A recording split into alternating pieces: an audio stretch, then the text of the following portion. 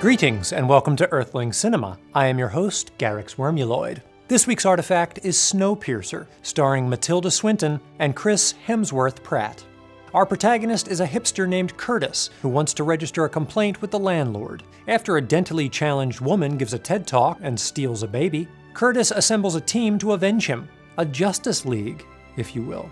They kiss Train Gandalf goodbye and win a gunfight by fist bumping. After learning the secret recipe for Jell-O, a team of BDSM soldiers ambush them and turn off the lights. Luckily, Curtis is a regular Human Torch and gets some DIY glow sticks, allowing them to win the battle. They crash a classroom to brush up on their backstory. Train Gandalf gets owned live on HBO, and in retaliation, this woman finally gets some metal in her mouth. Needing a little R&R, they hit the sauna and then hit a mob boss with a knife.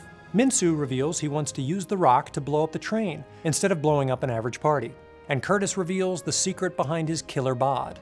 I know what people taste like. He gets a one-on-one with the train's conductor, Kristoff, where in a shocking Pepsi twist, he reveals that he and Train Gandalf were besties. Well, don't tell me you didn't know.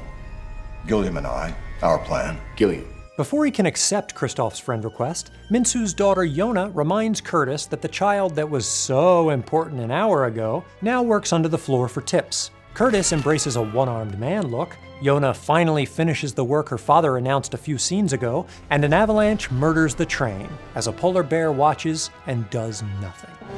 Snowpiercer offers a dystopian take on capitalism, and is not just the Hunger Games on a train. The starved and therefore hot caboosers provide the labor the upper class needs to keep the train chugging. That piece of equipment went extinct. Thank goodness the tail section manufactures a steady supply of kids. This reflects the thinking of teen heartthrob Marxy Marx, who famously said, "Capitalism is just exploitation spelled with different letters, with the bourgeoisie using the proletariat like a toilet."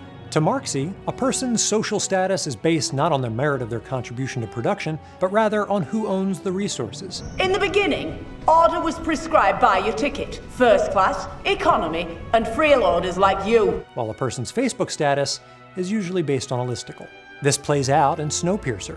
The rear-enders might be an indispensable source of labor and violin solos. Are there any experienced violinists here? But they own nothing, and are thus relegated to the proverbial bottom of the totem pole.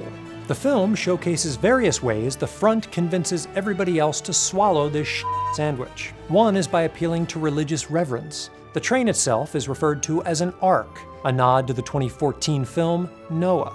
The train's engine is called Sacred, its creator Divine, and its dance club Metal.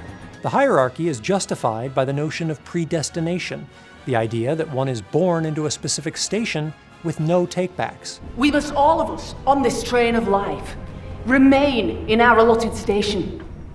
We must each of us occupy our preordained particular position. The rich bitches invoke a logic of natural order, rationalizing that the train is a closed system within which balance must exist. And this train is a closed ecosystem.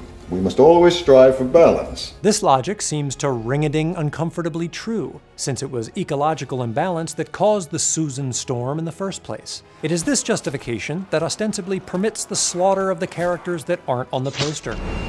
Just as the train's fish prison must be periodically culled in order for its population to flourish, so too must the train's inhabitants be periodically mowed down. This is only served twice in a year. Oh, enough is not the criterion. Balance. You see, this aquarium is a closed ecological system, and the number of individual units must be very closely, precisely controlled in order to maintain the proper, sustainable balance. The indoctrination of this logic is so complete that the military commences their battle with a fish being passed around and bloodied, and presumably eaten later. Marxy Marx believed that the proletariat would ultimately bring down the capitalist system, famously stating that revolution is the locomotive of history, which is the Hindenburg of high school.